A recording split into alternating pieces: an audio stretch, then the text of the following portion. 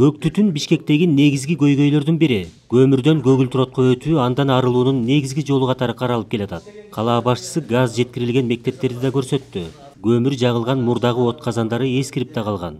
Мунун артыкчылыгы, мисалы көмүр жакканда погоданын шартына кайсы убакта кичирейтип чоңойтуш деген жок. А мында болсо эшикте жылуу болсо бул жерден кичирейтип койсо болот. Горелкалардын баары Италияныкы, котел өзү Турцияныкы. Канча мектеп болгон? 22 общий.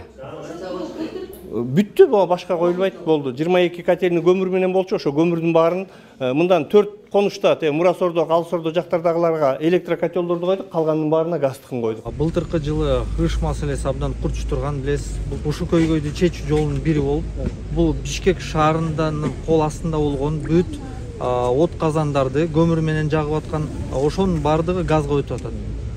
Бул ыш менен маселени азайтуу жана көмүрдөн баш тартуу иш аракеттер.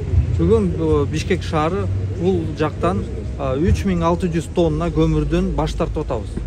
Бул мына Эмилбек Мырзакуловичтин демилгеси менен бул иш аракет жылып атат. Азыр 9 биздин жаңы конуштар газдаштырылып атат.